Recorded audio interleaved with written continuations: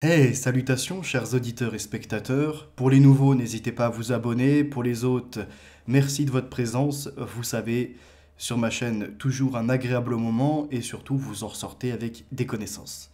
Quand je tiens des paroles, les actions suivent et je vous avais promis que pour la fin d'année, on aborderait deux ouvrages dans une série. Donc Malthus et l'essai sur le principe de population et Huntington, le choc des civilisations. Celui-ci interviendra plus tard dans une autre émission.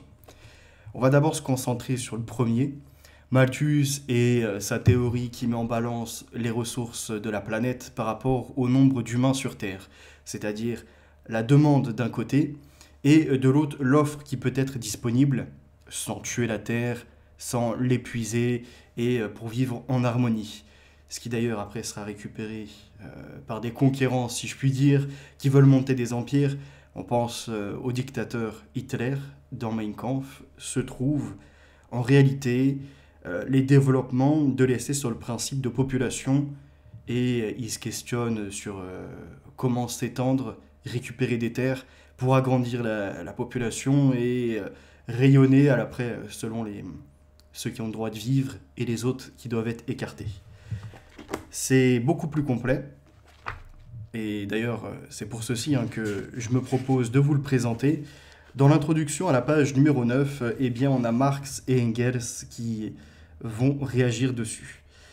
De réfutation, bien sûr, Marx et Engels, par exemple, considéraient dans un texte qui lui consacrèrent que le principe de population était, je cite, une déclaration de guerre ouverte au prolétariat.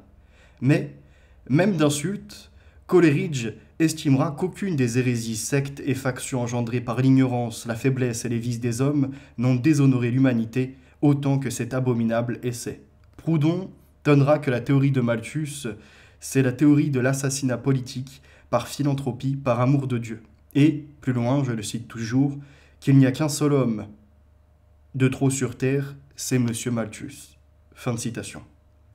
Et après, Marx, abandonnant toute réserve, parlera, je cite, du méprisable Malthus, le traitera de plagiaire, d'insolent sycophante de classe dirigeante et l'accusera de commettre un péché contre la science par ses diffamations sur la race humaine.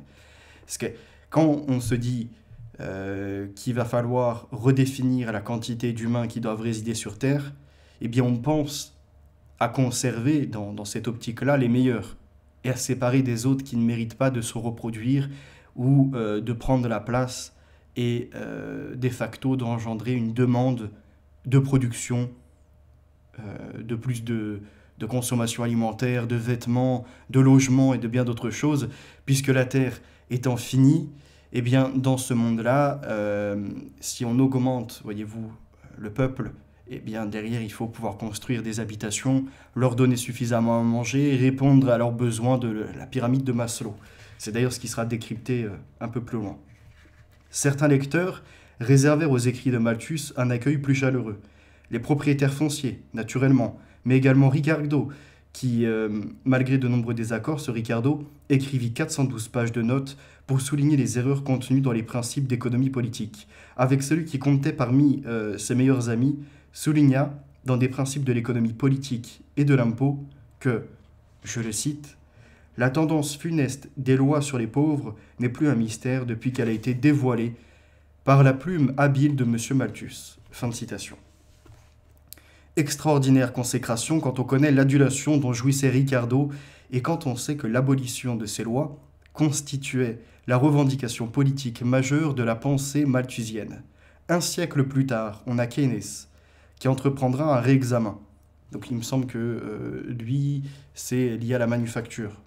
Chacun qui doit jouer un rôle important pour être plus productif, rapide, efficace et engendrer toujours plus d'objets. En fait, une réhabilitation de l'œuvre du révérend qui deviendra, avec celle de Ricardo, l'une des deux branches de l'économie politique anglaise, l'auteur de la théorie générale de l'emploi, de l'intérêt et de la monnaie, exagérant sans doute les analogies entre ses propres conceptions et celles de Malthus, écrira en 1933, je cite, « Si seulement Malthus avait été, à la place de Ricardo, la branche maîtresse d'où était sortie l'économie du XIXe siècle, combien le monde serait aujourd'hui un endroit plus sage et plus riche. Nous avons à redécouvrir laborieusement et à extraire à travers les enveloppes de notre éducation fourvoyée ce qui n'aurait jamais dû cesser d'être évident. J'ai depuis longtemps appelé Robert Malthus le premier économiste de Cambridge. Fin de citation. On rencontre cependant des appréciations sur Malthus débarrassées de tout caractère passionnel. Dans son histoire de l'analyse économique, Schumpeter situera l'apparition de l'idée du principe de population à la fin du XVIe siècle. Selon lui, le principe de population malthusien a jailli tout formé et réduit à l'essentiel du cerveau de Botero en 1589. Et écoutez bien ce que Botero pensait donc en 1589 et mettez ça en corrélation avec certains acteurs de politique, géopolitique, de décideurs internationaux. Écoutez bien ça. Les hommes tendent à se multiplier au-delà de toute limite assignable, jusqu'au maximum permis par la fertilité humaine. Cependant, les moyens de subsistance et les possibilités de les augmenter, étant pour leur part nettement limitées, imposent à cet accroissement une limite. La seule existante, cette limite s'exprime par le besoin, qui incite les gens à s'abstenir de se marier. L'obstacle négatif de Malthus, la prudence ou la contrainte morale, à moins que la population ne soit périodiquement détruite par les guerres, la peste, etc. Donc après l'obstacle positif de Malthus. C'est-à-dire que ce qu'il va développer dans son livre, et qu'on va lire un peu plus tard, c'est la régulation de la population. Avec, d'un côté, les obstacles à se reproduire, ça peut être des difficultés financières, ça c'est du coup de l'ordre de l'obstacle négatif. On a l'obstacle également négatif par le mariage. Il faut se préserver et non forniquer. Et vous savez très bien que quand les gens ils vont à droite, à gauche, il y a souvent un môme sans père ou abandonné par les deux parents qui se retrouvent aujourd'hui à la DAS ou dans des familles d'accueil ou ce que vous voulez. Donc les gens se reproduisent, augmentent le lot d'humains sur Terre. Et après, donc l'obstacle négatif, c'est de se limiter. On pourrait même aujourd'hui y ajouter le féminisme avec la division homme-femme, avec des nouvelles revendications où il y a une sorte de rapport de force, et en même temps observer l'apparition des robots humanoïdes et de certaines poupées, on va dire, sexuelles. Tout ceci, plus la pornographie et bien d'autres choses, bien évidemment, servent à individualiser et surtout à faire en sorte que la natalité soit en baisse. Quand dans un même temps, il travaille à augmenter, voyez-vous, la longévité de la vie. Cette longévité par les apports de la médecine, l'hygiène, les suivis médicaux et bien d'autres choses encore. Donc ils se contredisent. C'est comme s'ils voulaient un grand écart et en fait limiter le nombre de nouvelles naissances afin de favoriser le projet d'immortalité de ceux qui sont déjà présents et qui ne voudraient donc plus laisser leur place. Qui expliquerait aux nouvelles générations qu'il va falloir maintenant mettre un permis, voyez-vous, comme c'était en Chine, son cas il y a quelques années de ça, maintenant ça a été levé, la politique de l'enfant unique, et bien par la suite on aura peut-être le permis d'être parent dans la société multipass. Passe pour aller dans des zones naturelles, passe pour voyager, passe carbonique, passe d'être parent, passe de ci et de ça, d'état de santé, de ce que vous voulez.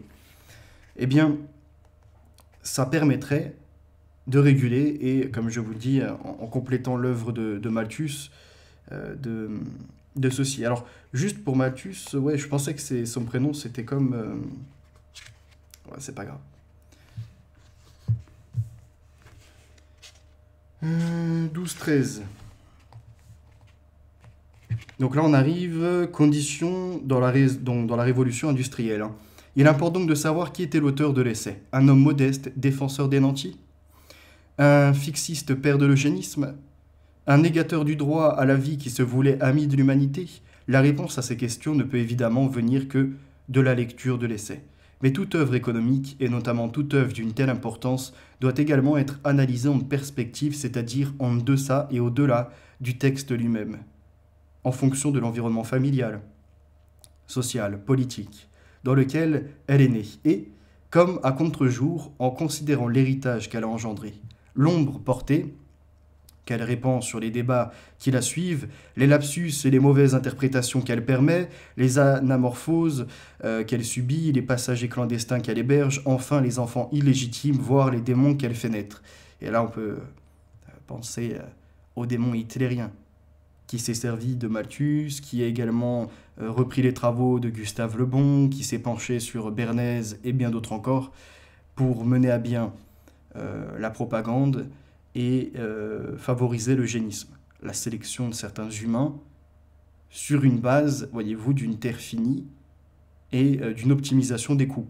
Ce qui d'ailleurs favorisera aussi l'opération T4, l'extermination des handicapés, qui coûte cher à la société, qui nécessite des ressources humaines pour les suivre, pour les accompagner, pour les nourrir, pour bien d'autres choses.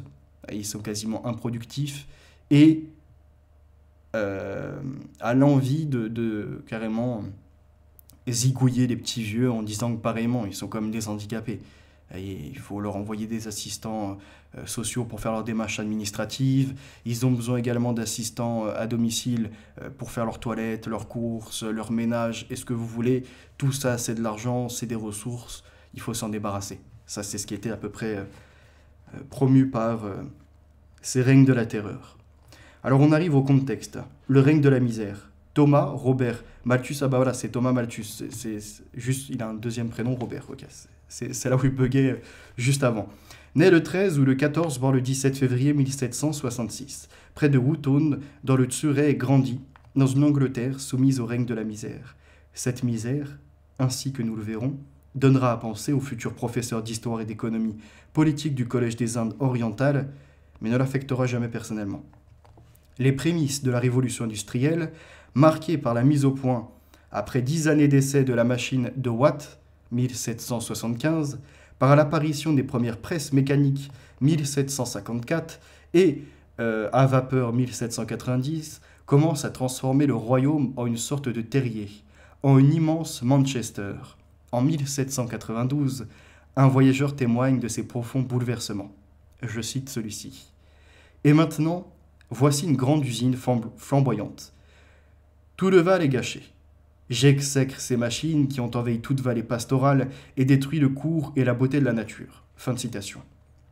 La misère des ouvriers est extrême. On peut s'en remettre à Simone Weil et la condition ouvrière qui est à peu près un siècle plus tard.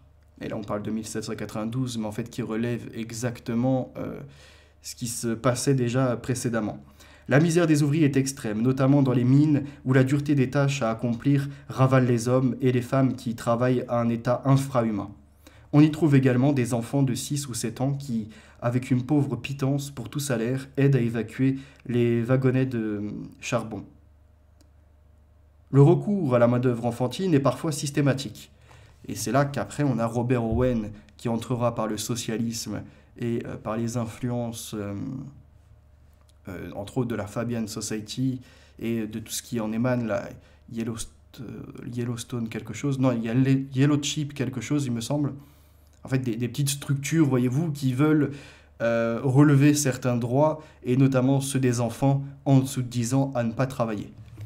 Comme quoi, on est loin de l'imaginaire qui nous est laissé planer, que les Occidentaux, les Blancs étaient des grands méchants, en enlevant des Noirs de leur pays africain, en mettant en esclavage également certains Africains du Nord, voyez-vous, alors qu'on apprend qu'à ces époques, eh bien, les enfants travaillent. Et ce n'est pas les enfants africains qui travaillent. On a déjà des photographies qui sont relevées par la suite, on a des témoignages, des écrits, des recueils, des registres qui valident qu'en effet, ce sont bien des Occidentaux, des petits Blancs, qui sont au travail parce que la vie est difficile. Donc, le mythe qui a suivi par le socialisme, de nous laisser entendre que en fait, le commerce triangulaire, la traite esclavagiste était surreprésentée, a fait la richesse des Occidentaux, est à remettre en question. Non pas que ça n'a pas existé, mais par rapport à la quantité et l'importance dont il est inscrit et dont on veut nous faire porter le fardeau. Quand on apprend que des gamins travaillaient. Je vous invite à revoir les photos disponibles dans les différentes industries françaises. Vous verrez qu'avant l'émigration qui a suivi 1945, et plus précisément après 1969 à peu près pour le regroupement familial, ce qui précède ces situations, c'est majoritairement des Blancs. Donc ils sont passés où, tous ceux soi-disant qu'on fait la France, noirs, arabes, maghrébins, ce que vous voulez? En fait, ils n'étaient quasiment pas présents sur le territoire. C'est un narratif qui leur a été construit par la suite pour qu'ils deviennent la nouvelle majorité de demain et qu'ils puissent en fait étendre leur idée d'universalisme par le métissage et par ce qui s'ensuit. Mais ça, c'est un autre sujet, mais qui rejoint quand même le principe de population. Alors, on voit que le recours à la main-d'œuvre enfantine est parfois systématique. Je vous renvoie après Robert Owen et compagnie.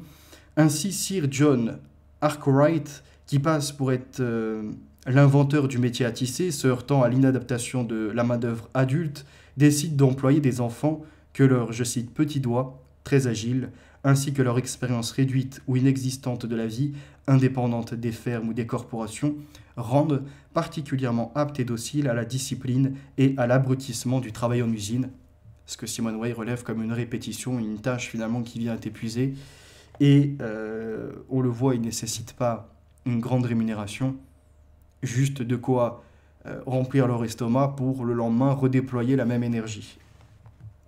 La situation dans les campagnes, malgré des modalités différentes, est tout aussi tragique. La seconde moitié du XVIIIe siècle voit un subit accroissement de la population et une augmentation du nombre d'enclosures. Les enclosures actes, c'est la disparition du collectif, de la solidarité où l'on vit en groupe, et pour le groupe, c'est une forme de démos kratos, un pouvoir par le peuple, en tout cas sur la petite communauté, où on a du pâturage pour les bêtes, où on essaye de faire sa propre agriculture pour être indépendant et non asservi à des grands dirigeants ou à ce genre de choses. Ça saute parce que dans ces mêmes périodes, on a l'enclosure acte qui nous provient entre autres de Grande-Bretagne et qui est la délimitation de terrain pour entrer dans le droit foncier bien inscrit, celui où on délimite par des haies, par des redécoupages sur, voyez-vous, sur papier, sur plan, afin que ceux qui vivent en collectivité soient individualisés, renvoyés vers la ville, et finalement qui deviennent les moteurs, les pièces, voyez-vous, de l'engrenage qu'est l'industrie, la manufacture.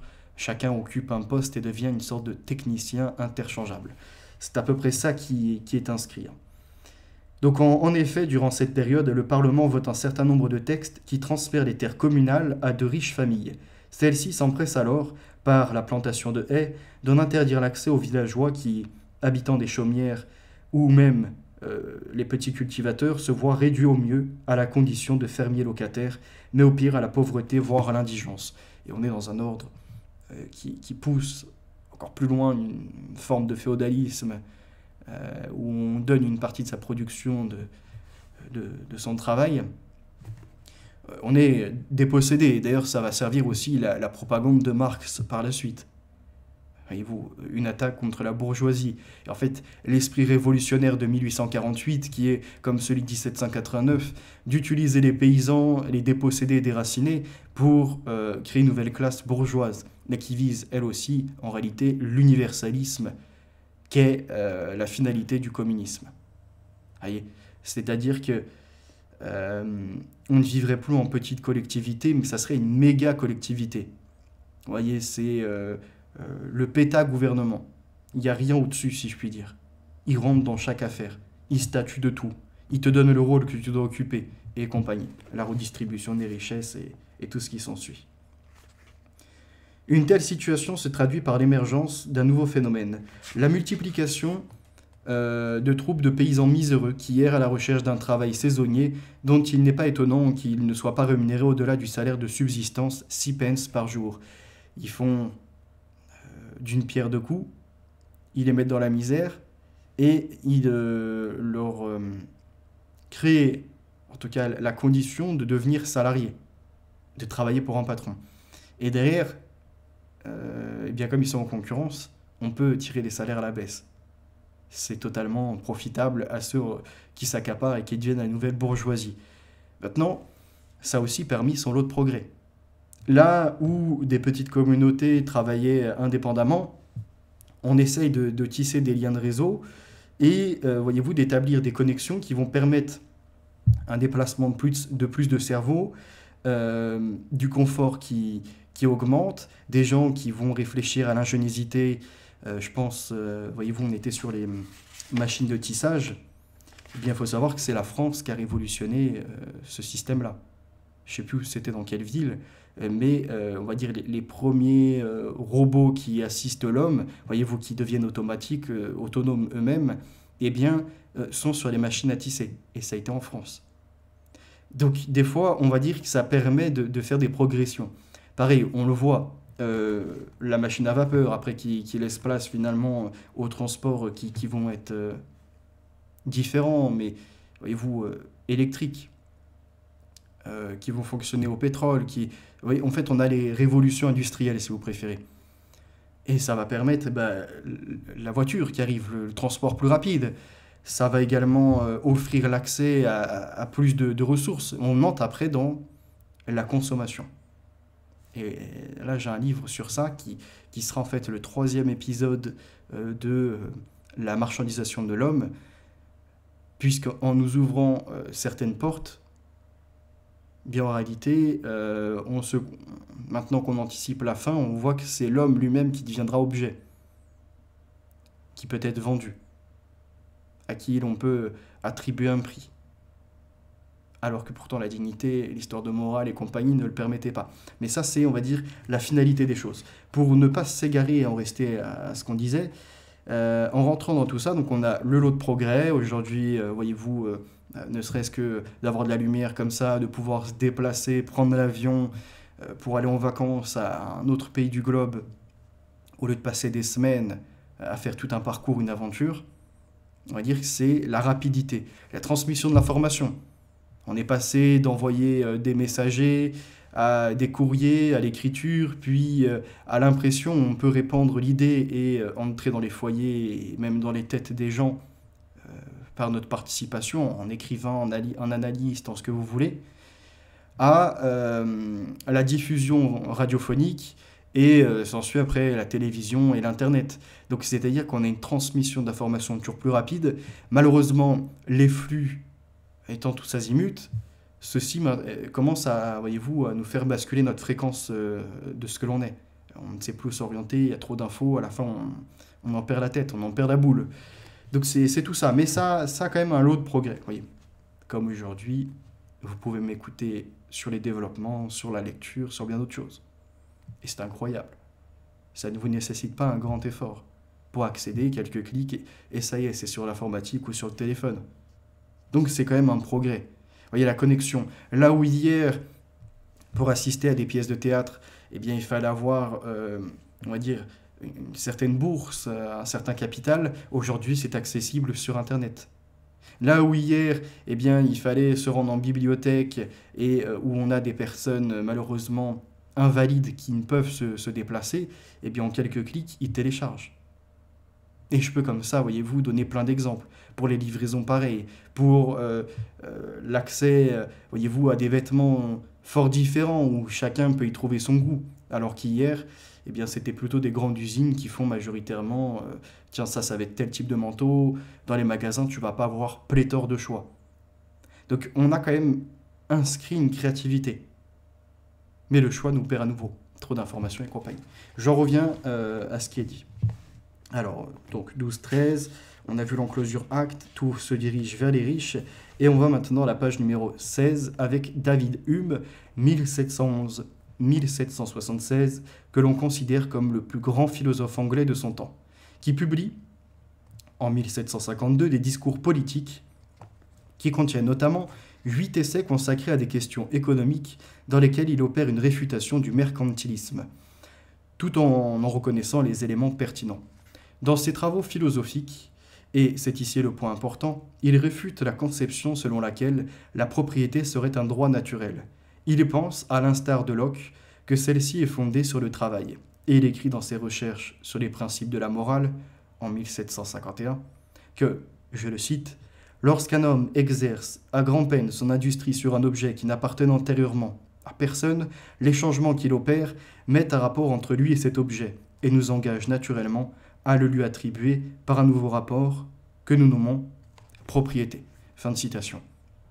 Et j'avais lu un autre livre, La route vers la servitude, je crois que c'était Hayek qui nous écrit ça, qui, lui, en revanche, montrait le point positif de la propriété. C'est la partie inviolable. C'est ton domicile. C'est ta petite zone de confort qui soit t'appartient provisoirement en tant que locataire, soit t'appartient jusqu'à ton décès en tant que propriétaire.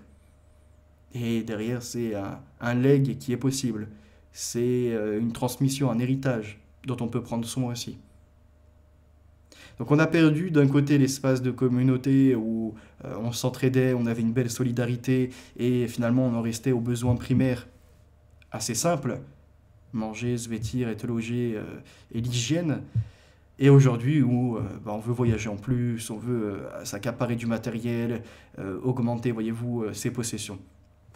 Eh bien, eux, dans cette idée de propriété, de l'objet m'appartient, ceci m'appartient, alors qu'en fait, ce n'est que issu de transformation et, comme on l'entend de Marx et de bien d'autres, l'idée que normalement le produit doit appartenir à celui qui le fait, mais qui peut après s'en séparer ou l'échanger, le troquer, le vendre, enfin faire ce qu'il en veut, eh bien là on a finalement une idée qui il n'appartient à personne, l'objet.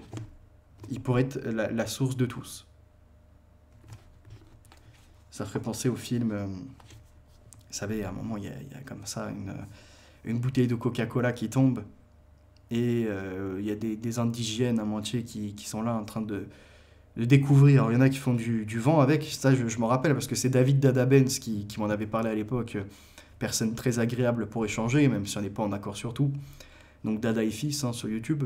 Et eh bien, il m'avait fait découvrir ce film, où on voit justement les indigènes. Au début, il y en a un qui fait du bruit, l'autre il va s'en servir pour étaler, et au final, comme il n'y a qu'un seul objet, et qu'il est la propriété de personne et de la communauté, tout le monde veut l'utiliser en même temps. Ce qui par le passé ne leur servait pas devient quelque chose d'essentiel. Et il faut se battre pour le posséder, pour être plus rapide ou non dans sa production, dans son affaire, dans ce que l'on souhaite réaliser.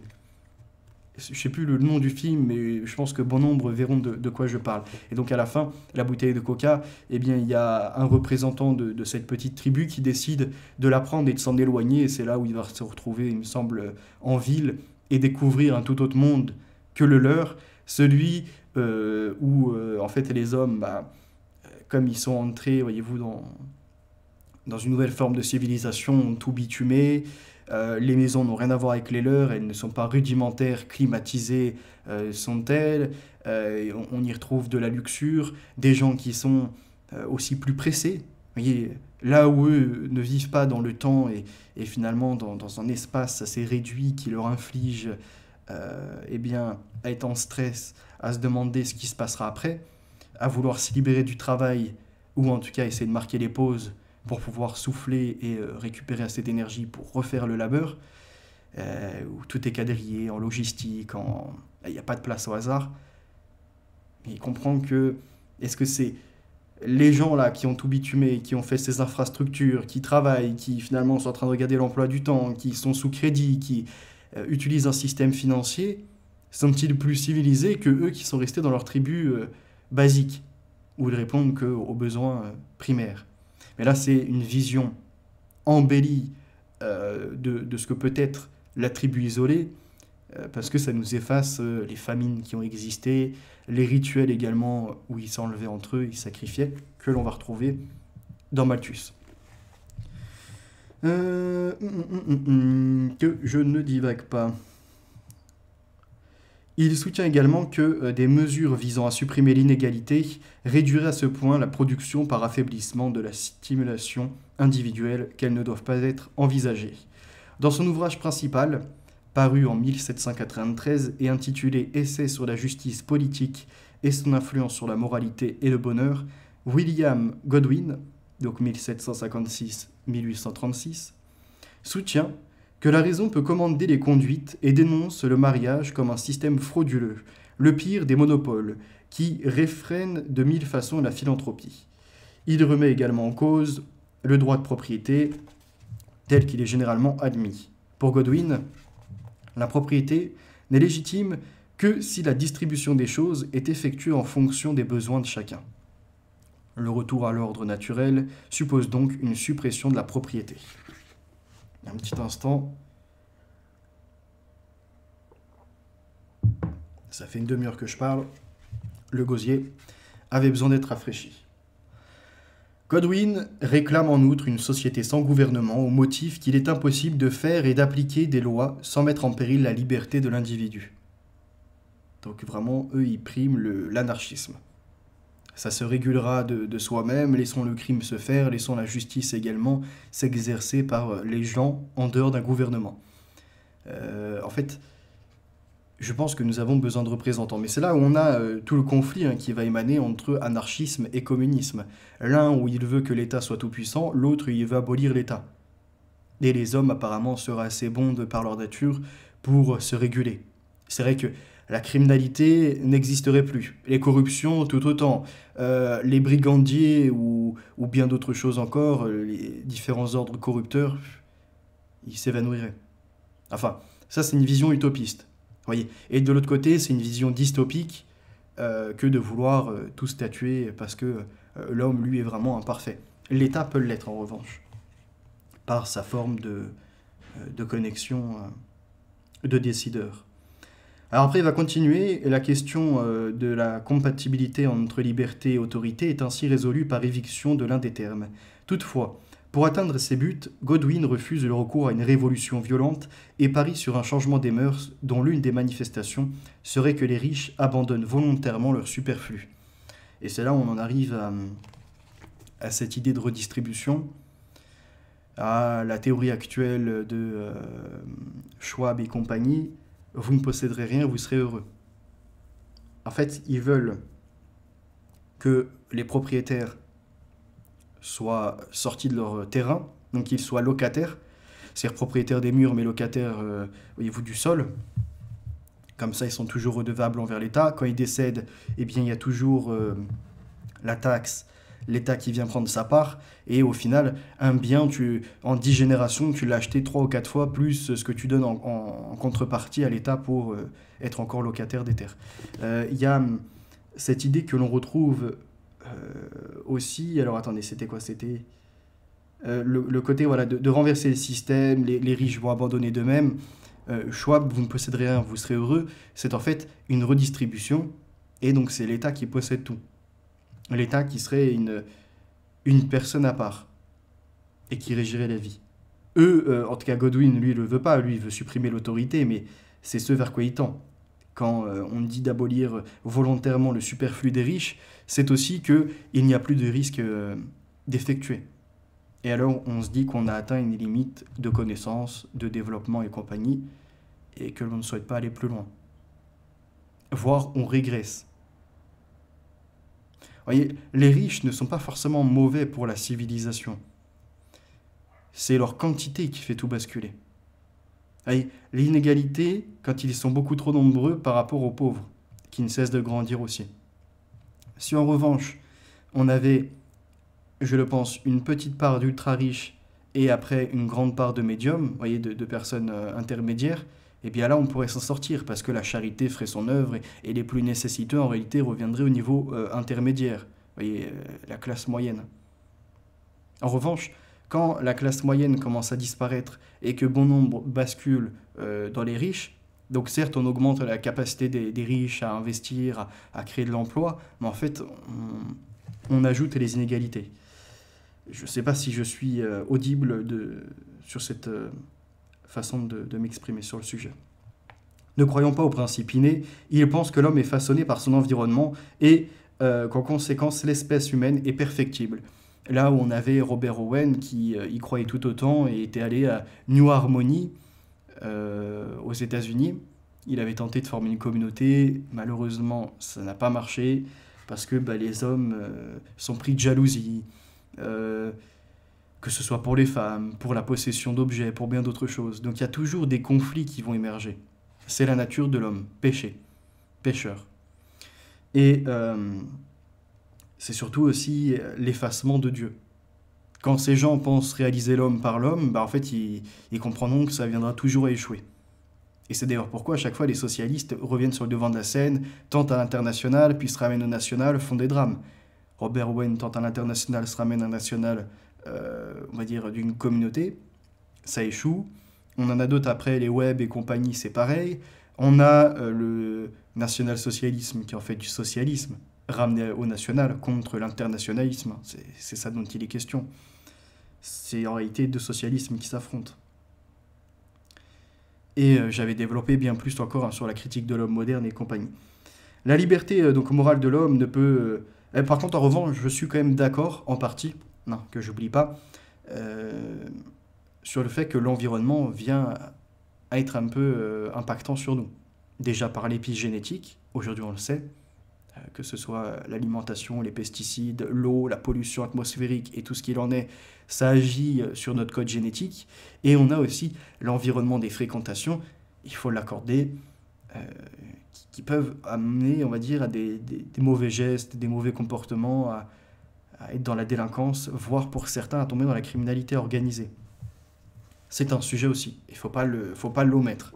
Maintenant, ça ne permet pas de déculpabiliser en disant bah, les pauvres, vous comprenez, ils n'ont déjà pas beaucoup de richesses, ils sont dans des quartiers ou je ne sais quoi, alors on doit comprendre que rapidement ils basculent. Non, ça ce n'est pas une raison valable. Surtout en ce 21e siècle, où tout de même il existe des associations, où l'État a mis un pass culturel pour les jeunes qui n'ont pas de thunes, pour qu'ils partent au cinéma, qu'ils s'achètent des livres, voire un jeu vidéo en plus, 300 €. Où il leur est donné, pour les plus pauvres en question, hein, par une redistribution, et les impôts qui tombent en réalité derrière sur les tranches moyennes et hautes, sur le fait qu'ils ont les transports gratuits, donc ils peuvent se déplacer en ville, aller ailleurs, tout ça gratuitement, qu'ils ont accès aux bibliothèques dans les grandes villes maintenant, c'est gratuit. Donc que leur manque-t-il, vous voyez ? C'est-à-dire qu'à des époques passées, quand on parlait vraiment de la paupérisation des gens qui... ils galèrent, ne serait-ce que rien que pour... vous voyez, comme... bon, là on rentre un peu dans la fiction, mais la réalité, en réalité, est à la base. Dans Charles Ingalls, vous voyez, la petite maison dans la prairie, on les voit trimer à cette époque où ils sont représentés, ne serait-ce que pour pouvoir que les gamins accèdent à l'école et leur acheter en extrascolaire un livre pour apprendre ou bien pour se divertir d'un roman. Ça, on va dire, c'est le bien précieux de l'époque. Vous voyez, quand il y a l'imprimerie, là, en 1700 et quelques, eh bien, c'est révolutionnaire. Posséder un livre, c'est déjà quelque chose. Aujourd'hui, la connaissance, elle est gratuite. On leur offre l'accès au transport gratuitement. On leur rend possible, pour les personnes qui galèrent dans la vie, l'accès à des associations pour obtenir de la bouffe. Il y a le loyer qui leur est payé pour ceux qui ne travaillent pas avec les APL, les RSA, etc. Il leur faut quoi de plus, en fait? Et c'est là où vous comprenez qu'en fait, ils ne sont pas défendables. Certes, l'environnement fait ce que tu peux être, en tout cas va influencer le cours de ton histoire, mais ceci dit, c'est toi en soi qui as le choix. Pourquoi les gens tombent dans la délinquance, criminalité? Parce qu'ils ne veulent pas juste des vêtements lambda, ils veulent de la marque. En fait, ils veulent vivre dans la haute classe. Alors que tu retrouves les mêmes fringues, on va dire, à moindre prix. Mais il n'y a pas le logo dessus. On est sur, en effet, une ingénierie sociale, sur de la propagande. Et en fait, ce qui doit être propagé, c'est quoi? C'est la publicité, c'est la création de besoins par l'ordre capitaliste. Donc les socialistes et les gauchistes que l'on entend sur les plateaux télévisés ou à longueur de temps faire des tribunes politiques et qui veulent nous faire comprendre qu'il est tout à fait normal d'avoir les différents trafics de stupéfiants, d'armes, les vols à l'arraché ou ce que l'on veut encore dans les quartiers parce qu'ils sont pauvres, sont en réalité en train, insidieusement, il faut le reconnaître, de dire que ces gens-là doivent accéder aux produits surmanufacturés. Donc ils ne défoncent plus le capitalisme. Pourtant, c'est bien cette gauche qui t'explique qu'on a un problème patriarcal et que finalement tout résulte de la marchandisation qui a pris le pas sur l'homme.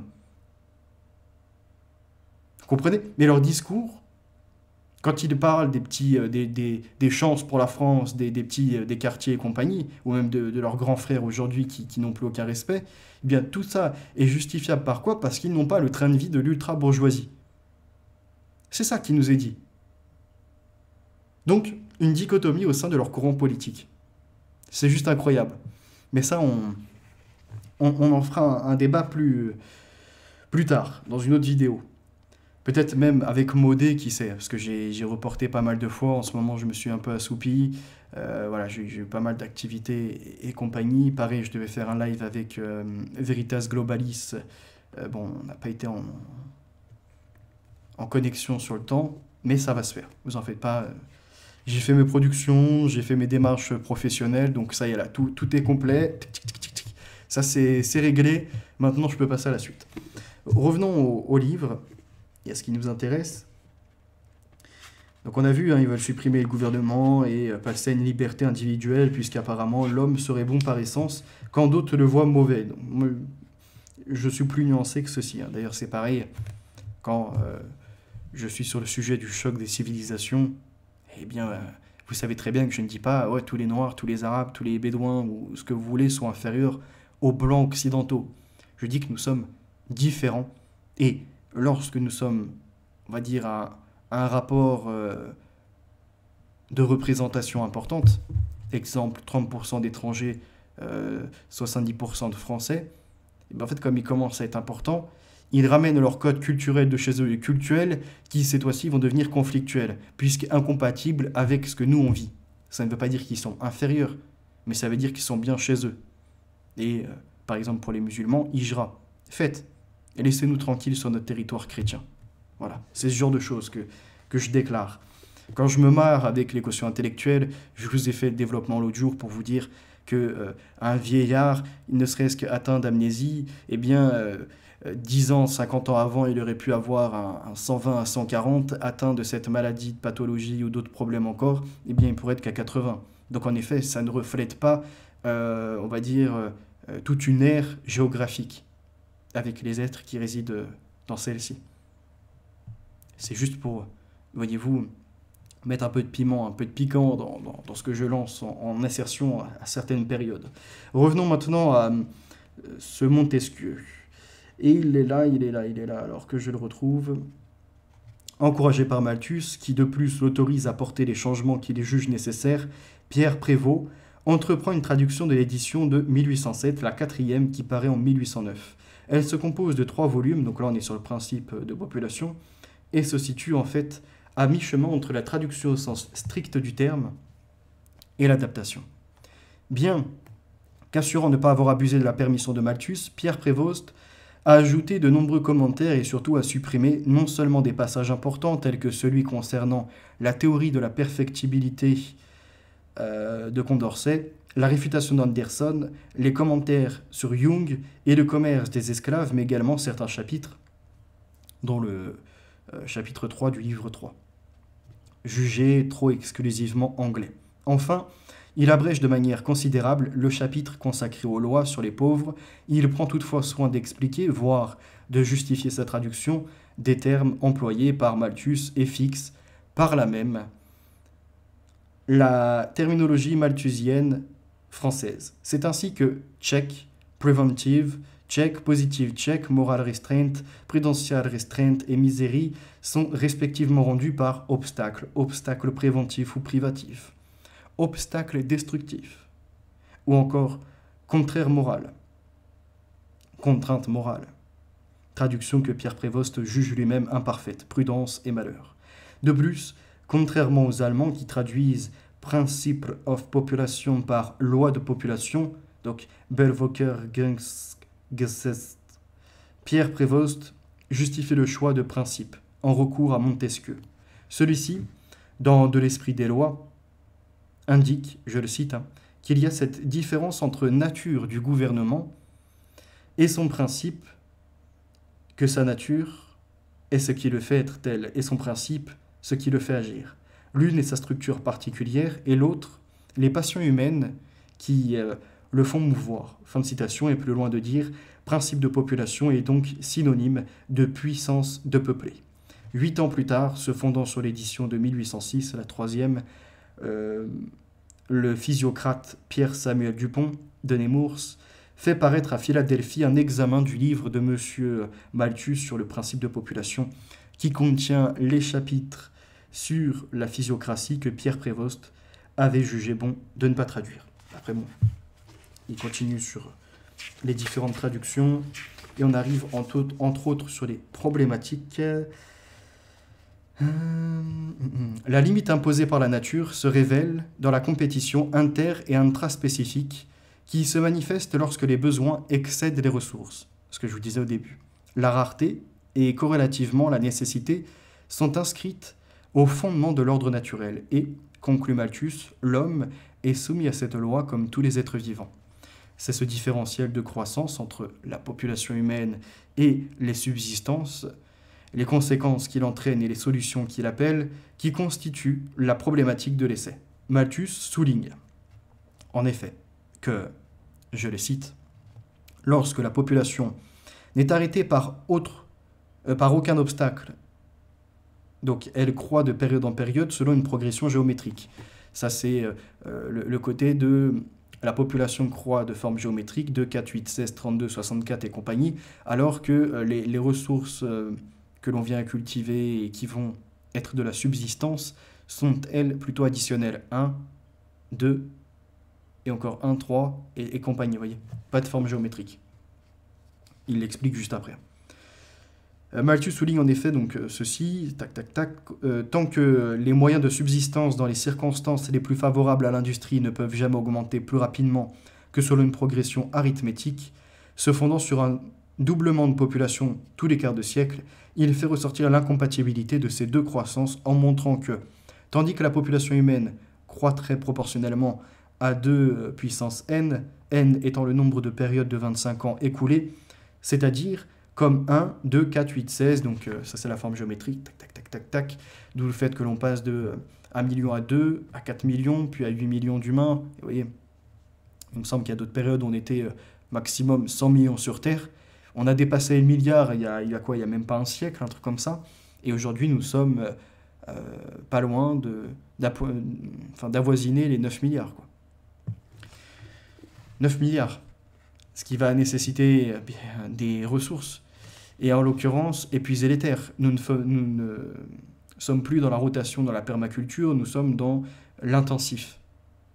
On déverse des produits massivement de pesticides, herbicides, pour permettre qu'il n'y ait pas de parasites et que ça pousse au plus vite. Il y a l'azote qui normalement devait se faire naturellement. Comme il n'y a pas de rotation et de repos de la terre, eh bien c'est injecté, voyez-vous, fait de façon artificielle. Donc tout est affaibli. On en arrive à avoir des OGM, organismes génétiquement modifiés, ce qui n'était pas encore anticipable à l'époque de Malthus, qui nous font des fruits toujours plus gros, des légumes pareillement, on va dire, explosifs, et pour autant qui ne répondent pas à nos besoins biologiques. Alors après, à côté, on a toute l'industrie de l'alimentation que l'on appelle ultra transformée, qui, elle, va nous impacter. On pense aux chips, on pense aux sodas, on pense aux plats préparés où il y a ajouté des additifs, où l'excellente Corinne Couget, paix à son âme, nous avait fait tout un tableau sur les différents additifs alimentaires, conservateurs, exhausteurs de goût. En fait, voyez-vous, donner de la texture à ce qui n'en a pas, donner du goût à ce qui n'en a pas, mais c'est que tromperie des sens. Ça va agir sur nos récepteurs pour nous faire entendre dans le cerveau que c'est bon, alors que ce qu'on bouffe est ultra sucré et néfaste pour la santé, et dans la réalité des choses n'a pas de goût. C'est que de l'arôme ajouté, des choses artificielles. Et ça, c'était pas anticipable à l'époque. Donc pour eux, ils restaient sur le modèle naturel. Par rapport aux terres, par rapport aux calculs effectués, par rapport à ce que l'on sait de la science et de l'épuisement des terres, entre autres pour l'azote, par exemple, c'est un des arguments, eh bien, il fallait mettre une limite à la population. Les ressources, elles, ne croîtraient qu'une croissance proportionnelle à n plus 1. Donc à chaque fois, la quantité de départ plus 1. Vous voyez, 1 plus 1, le 2 plus 1, le 3 plus 1, etc. Et c'est là qu'il est expliqué qu'au bout de 2 siècles, 8 périodes correspondraient à un écart de 256 à 9. Donc 256 populations à 9 en multiplication des ressources naturelles. Écart qui ne ferait d'ailleurs que se creuser selon un ordre de grandeur exponentiel. Le principe de population, la puissance de croître que possède la population par rapport aux ressources dont elle dispose, constitue donc bien l'obstacle majeur au progrès. L'objet de l'essai, comme l'indique notamment le sous-titre de l'édition de 1803, va donc être d'analyser ces phénomènes et de proposer des solutions. En d'autres termes, de déterminer le moyen de rendre possible la recherche du bonheur malgré l'existence de cette indépassable donnée naturelle. Et là où on voit beaucoup de cerveaux surgir, puisque l'humanité grandit, eh bien, on pourrait dire que là, mais attends, il explique que ça va limiter le progrès. Mais en fait, ça va créer du conflit. Des misères, des dépendances et compagnie. Donc, tous ces cerveaux en plus n'apportent pas de l'intelligence. Moi, je suis pas pour l'eugénisme et les supprimer, hein, loin de là. Mais nous devons reconnaître qu'à d'autres époques, il y avait moins d'êtres humains sur Terre et plus de philosophes, plus de philologues. Et on a perdu la matière à réfléchir, la matière à construire, à transformer et compagnie. Aujourd'hui, regardez ce qui se fait. Plus de cerveaux et en plus, ils sont connectés par les réseaux. Et qu'en résulte-t-il? Vraiment plus d'intelligence? Des progrès selon vous? Ou bien des automates qui font les mêmes discours, les mêmes danses, les mêmes prises de position, les mêmes chouineries et compagnie? Alors, nous allons aller plus loin à la page numéro 30. Ah, parce qu'après, si le manque de nourriture n'affecte véritablement le niveau de la population que dans les cas de famine, la rareté des moyens de subsistance fait naître, en temps ordinaire, d'autres obstacles immédiats que Malthus range en deux catégories. Donc on a l'obstacle privatif ou préventif et l'obstacle destructif. Destructif, tout ce qui est peste, maladie, famine et compagnie. Et l'autre qui est plutôt privatif, on l'a vu, tout ce qui est mariage, ce qui va limiter en fait la reproduction. Malthus examine alors comment agissent ces obstacles et met en lumière l'existence d'oscillations de la taille de la population. Adoptant une attitude quasiment systémique, il analyse les marches rétrogrades et progressives de la population. Autrement dit, les effets des boucles de rétroaction qui se manifestent en son sein. Ceux-ci apparaissent comme les conséquences des variations des rapports, d'une part entre la population et les subsistances, d'autre part entre les salaires et le prix de ces mêmes subsistances. Et c'est là où on a eu, je crois que c'était Engels, qui réfléchissait sur le fait de se dire, est-ce qu'on pourrait pas, pour finalement être dans une vraie égalité, vous voyez, d'accès aux ressources et bien d'autres choses, faire que les produits s'achèteraient non plus en troc, en échange, il y a trop d'intermédiaires et donc on y perd. En monnaie, pareil, c'est pas intéressant parce que le capitalisme exploite son travailleur. Alors, à ce moment-là, on temps de travail. Et il y avait après toute la question de savoir est-ce que l'heure de travail d'un nouvel arrivant, un apprenti, vaut l'heure de travail d'un ancien expert? Et est-ce que l'heure de travail d'un médecin vaut celle d'un ouvrier? Et auquel cas, comment après on reconvertit? Et à nouveau, on fait les inégalités. Vous voyez, c'est là où on s'était penché, pareil, dans la critique de la modernité, sur ça, de l'homme moderne, il me semble que c'était le titre. Alors, l'inflation, après, par rapport à cette misère. Si à un moment donné, les moyens de subsistance sont suffisants, la population tend néanmoins à augmenter plus rapidement que les ressources nécessaires. Ainsi, le nombre d'ouvriers ayant cru dans une proportion plus importante que l'ouvrage à faire, les salaires vont diminuer corrélativement à une hausse du prix des denrées. Et je regardais aussi par rapport à l'heure, ça fait quasiment 1 heure. Je vais vous lire, je pense, jusqu'à la page 40. Et après, on se mettra un épisode plus tard.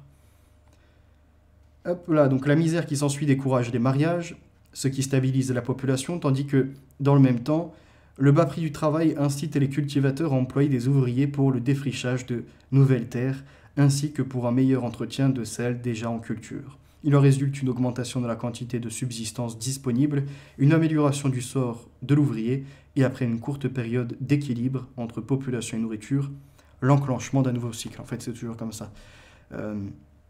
Comme il le dit, tant qu'il y a ce qu'il faut en bouffe et pour être logé, bah les gens, ils se reproduisent. Tant qu'ils peuvent forniquer aussi, ils le font.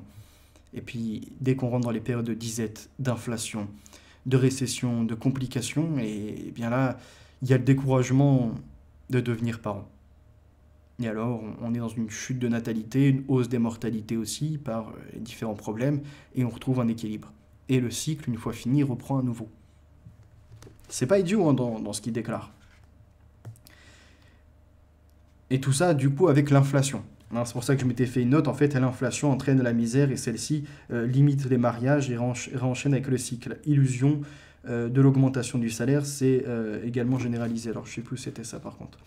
Si ces oscillations n'ont pas été remarquées, c'est que les historiens d'alors n'ont guère d'intérêt pour l'étude de la partie défavorisée de la société. Mais c'est surtout qu'il existe une cause qui a pu les masquer et qui, d'un point de vue économique, se révèle d'une importance fondamentale. Celle-ci réside, selon Malthus, dans la différence entre le prix réel du travail et son prix nominal. L'absence habituelle de variations négatives générales du second masquant les oscillations du premier.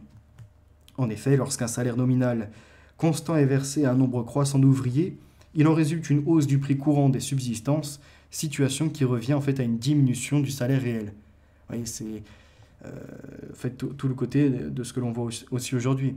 Les salaires augmentent, mais les prix des marchandises augmentent. C'est pour ça que... Ah, ma caméra redéconne. C'est pour ça que LFI et les autres, là, qui proposaient d'augmenter les salaires récemment par rapport à la crise qu'on subit, étaient en train de tomber dans la folie. On aurait imprimé plus de billets, on aurait fait augmenter les prix du loyer, qui sont déjà astronomiques. Donc derrière, on aurait entraîné une bulle financière pour l'immobilier. Vous comprenez bien, des dépenses plus importantes de l'État pour les APL et compagnie. Donc en fait, un cercle sans fin qui n'aurait fait que de creuser un peu plus la dette encore, pour une richesse momentanée qui se serait rapidement évanouie. Et à la fin, on fait quoi? On réimprime toujours plus, et on en arrive à la banqueroute. Et de la banqueroute à une misère sociale, sociétale, qui impacte à la fois le système, plus les êtres humains qui en font partie. Ni plus ni moins. 33.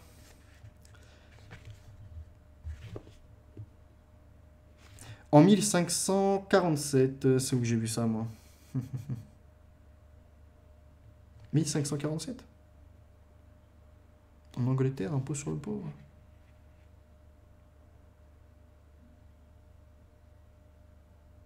Je sais pas où j'ai vu cette date. En revanche, il y a d'autres dates, hein, ça je vais vous lire, mais je ne sais pas d'où j'ai sorti cette info. Face à ce dénuement, des mesures vont être prises. En 1531, une loi donne pouvoir aux juges d'autoriser les personnes âgées ou impotentes à mendier dans leur voisinage. Une loi de 1536, souvent considérée comme la première loi anglaise sur les pauvres, est en grande partie consacrée à l'organisation de fonds volontaires pour le secours aux personnes incapables d'exercer une activité. 11 ans plus tard, ah ben c'est pour ça, ok. 11 ans plus tard, donc 1547, mais c'était pas écrit comme tel. Rompant avec le caractère discrétionnaire individuel de la charité médiévale, la ville de Londres décide un impôt pour les pauvres, pour rate.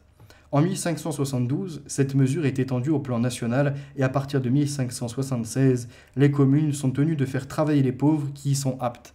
On retrouve exactement la même proposition dans l'effacement du RSA pour le mettre sous une condition de travail. C'est-à-dire que on ne laisse plus, on va dire, un statut de pauvreté où des gens font la manche, où ils obtiennent un revenu universel, entre guillemets, minimal, ce genre de choses pour subvenir à leurs besoins. On va faire en sorte que ça favorise une nouvelle concurrence, c'est à peu près ça, hein, qu'il faut bien comprendre, afin de tirer les salaires vers le bas et le capitalisme vers le haut.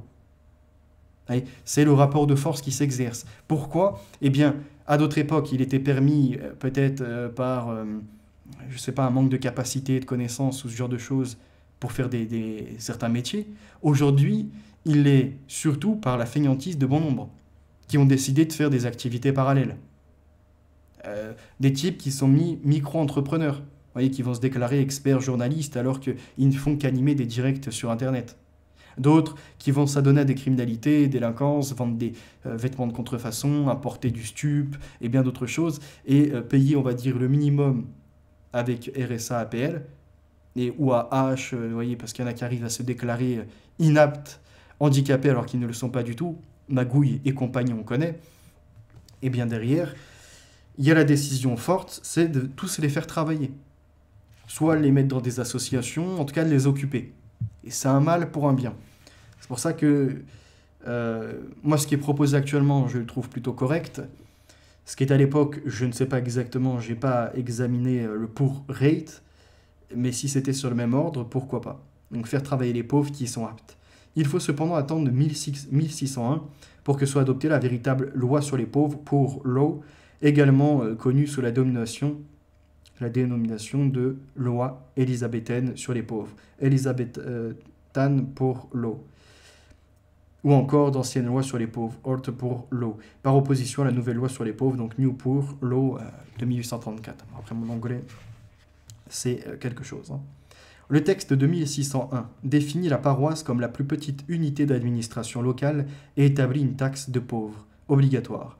Avec les fonds ainsi prélevés, les personnes âgées doivent être secourues et dotées si nécessaire d'un cotage. Les enfants pauvres doivent recevoir une formation et les pauvres, s'ils sont aptes, être affectés à un travail. Il y a quand même le respect de l'handicapé, de celui qui ne peut pas exercer un métier. Et vous savez qu'en France, on en a quand même qui sont avec une trisomie, avec un problème sur la motricité d'une main, ou bien avec un handicap sur les jambes, ce genre de choses, et qu'on retrouve quand même dans des usines. Ils travaillent à leur rythme et ils sont là. On les retrouve également des fois à être dans des métiers, même au contact de l'humain, type dans les restaurants, à être en service ou à prendre les commandes. Vous voyez, ils sont plus courageux que bon nombre qui sont valides de mains, de jambes, etc., et qui sont tombés vraiment dans une forme d'assistanat où la société leur doit et eux n'ont jamais un retour à faire. Et lorsque tu leur parles de couper leurs droits au RSA, ça menace de faire des émeutes. Et les mêmes émeutes où on voit leur mère, celles qui disent « Mon fils, c'est un ange !» Les mêmes qui sont en train de voler au Lidl ou autre des produits ménagers, électroménagers aussi. Et les mêmes, hein, et les vidéos, elles attestent, elles sont à l'appui. Eux qui se marrent avec leur tantine et compagnie. Mais c'est même crapuleux qui, pour eux, c'est normal que le français de souche, en plus, parce qu'à 70%, 80%, les français de souche travaillent, quand c'est à peine à 60%, 50% pour les étrangers. Et quand à 47%, on retrouve les Algériens qui font rien, mais qui profitent du système. Les mêmes qui vont nous parler de colonies passées, etc. Là où on ne doit pas les renvoyer sur leur barbaresque et l'esclavage, sur le fait qu'ils enlevaient des femmes blanches, etc. Et qu'en fait, en 1830, on est juste venu leur botter le cul, rien de plus. Il fallait mettre une limite. Et en plus, on a été généreux, on leur a laissé derrière, voyez-vous, les infrastructures. Qu'ont-ils fait depuis? Rien. Corruption sur corruption. Il ferait bien de se mettre plutôt au niveau de leurs dirigeants à faire des réclames que de venir chez nous, voyez-vous, à acclamer un dû. Et jamais il n'y aura soumission. Comprenez bien ceci, ça c'est important aussi de remettre les choses dans leur contexte. Pour revenir à ceci, en 1795, à Spin, dans le district de Spinhamland, on décide que la paroisse doit compléter tout salaire inférieur à un minimum considéré comme absolu, et ce en fonction du prix du gallon de pain et de la situation de la famille de l'intéressé.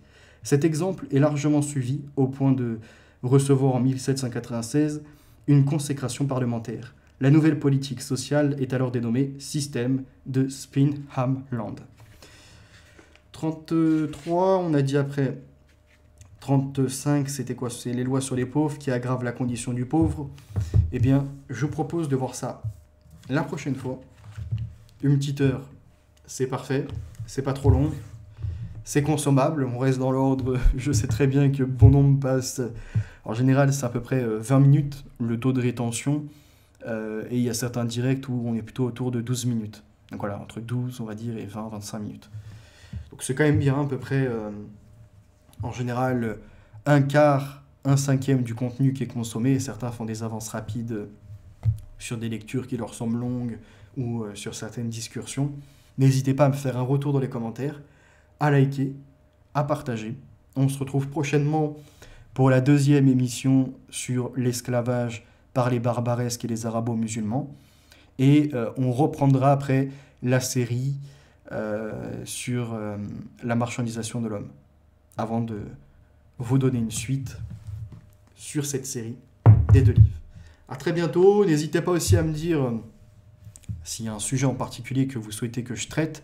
Là, avec Modé, on a fait l'actualité, la délinquance, un peu de mindset, on reviendra dessus, et on va certainement basculer sur d'autres sujets. Je ne sais pas quoi encore, philosophie, morale, les envies dans la société, se former. Enfin, on va voir, ou parler même, voyez-vous, des lois, ou bien du gouvernement. On ne sait pas encore, mais on se mettra d'accord sur une thématique à traiter avant de passer à la suite. Et voyez-vous, de toujours vous proposer un renouveau et de se pencher sur une multitude de sujets, toujours avec sérieux et avec nos prismes qui nous sont propres. Voilà. Donc si vous avez un sujet que vous souhaitez qu'on aborde, n'hésitez pas à le mettre en com. Là, aujourd'hui, en ce dimanche, je vais peut-être me rendre chez Veritas Globalis, c'est pas encore sûr. Je ne sais pas quelle surprise il prépare pour la thématique que l'on va traiter. Et il y aura certainement mes lectures aussi qui sera là. Comme ça, pour ceux qui pensent que c'est une intelligence artificielle que j'ai produit, eh bien, ils verront que ce n'est pas le cas. Voilà. À très bientôt. Et je vous dis la vérité et l'avenir, les valeurs sont ancrées.